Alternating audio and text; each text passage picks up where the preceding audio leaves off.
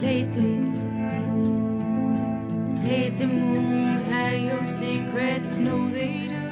The horror genre has always been about learning your surroundings. You're trapped somewhere and need to figure out where everything is. You start out in a maze of a mansion, not knowing what you're doing, and an hour or two later, you know the place like the back of your hand. What we're talking about today is like that, but with an interesting twist. A game that punishes you for weakness. Here is my review of Oxide Room 104 for the Nintendo Switch. Oxide is about Matthew, a man on a sort of shady business agreement. The game begins with him going into a motel to retrieve his things, only to be knocked unconscious, waking up later naked in a bathtub, trapped at the motel with deformed monsters. He must find a way to take out the threat and escape the motel with his life. I find the story here to be pretty interesting. While you aren't given all bits of info on what's going on, I did find intrigue in tracking down notes to find out more about Matt and the mysterious Eva that appears to you from time to time, along with the continued questions of whether or not the motel that Matt is visiting is actually real. Though speaking of notes, this is a tale you have to search to find. You get a couple cinematic scenes at the beginning and end, but the bulk of the backstory and what is actually going on is found via documents. When it comes to gameplay, Oxide is a first-person horror game with a lot of puzzle elements. As you trek through the hotel, you'll be navigating from room to room, grabbing items for puzzles and fending off horrifying abominations in your trek to escape. Now with progression, it's like an escape room game, but with an almost roguelike twist. You're trapped in the motel and must manage inventory with finding items to solve puzzles in order to discover the secrets of the motel and get out. The twists are alternate routes and the game changing with the death mechanic. Oxide is a game of choice. There are different ways to get to each main objective. If you find the right item, you can shortcut into room 303 to get the main key and get out. Or you can alternatively find different items near the pool to go through different rooms and get the key to that same area. Different route, same goal. But death will change everything. You'll trek through many hazards, from deformed enemies to environmental traps that can trigger a very bad end for Matthew. This could be as simple as finding the key to a dresser versus forcing it open that will lead Matthew either to safely gathering his clothes or bashing his head into the bathtub and bleeding out. But death is not the end. Each time you die, the game will reset from the first room and change. Items will be in different locations, enemies show up in places they didn't before, more traps appear in the motel, and the motel environment itself will degrade, not unlike a transition from the normal to hell world in the Silent Hill franchise. And most importantly, the game's ending will change, and those who die even once or twice will be locked out of getting all of the documents and the good ending. Just like how the deranged doctor will take a saw to one of your limbs, the game punishes you for weakness.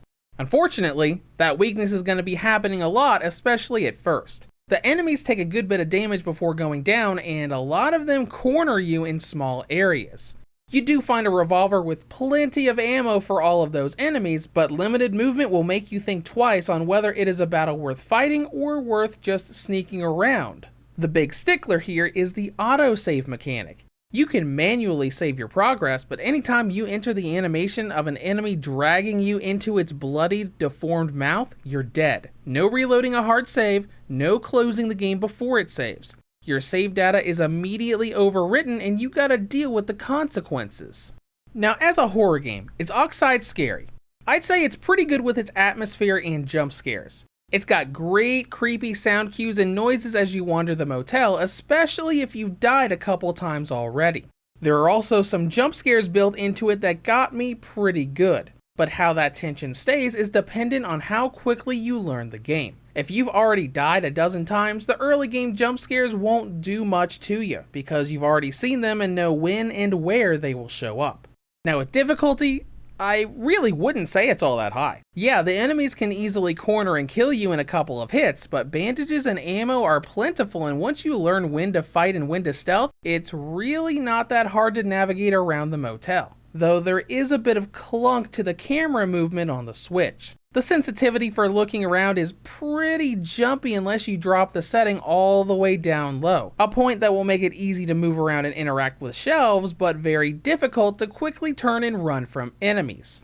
Overall, I find the whole system to be very unique and different. The alternate routes and world changing as you die more thing is interesting and gives you a good sense of replayability to encounter all of the different endings for different amounts of dying. And with the entire journey easily doable in 1 to 2 hours if you know what you're doing, it's a neat little bite-sized horror that will last a very not so bite-sized amount of content and length with all of the dying and adjusting. I didn't beat the game for the first time until I'd been playing for over 5 hours. Next up is presentation. Graphically, the game looks fine in docked mode. The models are a bit jaggy here and there, but overall it doesn't look that bad, though we do get a pretty strong blur when playing in handheld mode.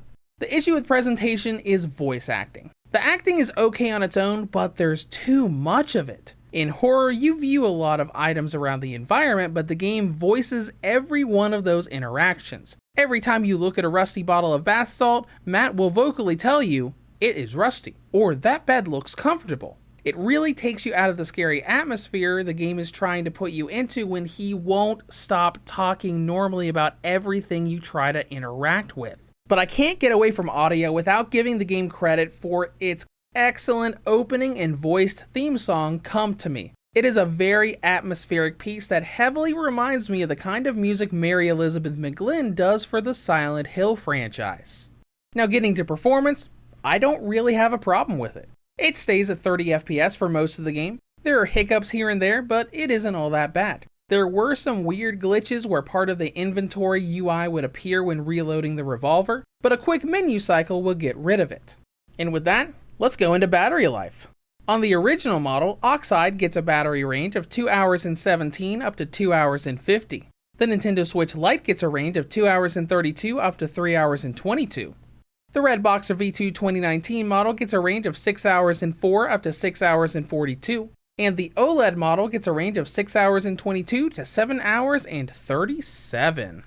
In conclusion, Oxide is a very interesting game and decently optimized on the Switch. Now on the downside, the save mechanic can seem a bit unforgiving at first. There is a lot of clunk to the camera and there is just way too much voice acting that it takes you out of the tense environment. But the game deserves credit for its very unique and different take on an escape room horror game. It's a bit rough around the edges, but it's a pretty neat little game. Reviews to Go rates Oxide Room 104 for the Nintendo Switch a 6.5 out of 10. If you have any comments or questions, feel free to leave them below. Thank you for watching and have a great day.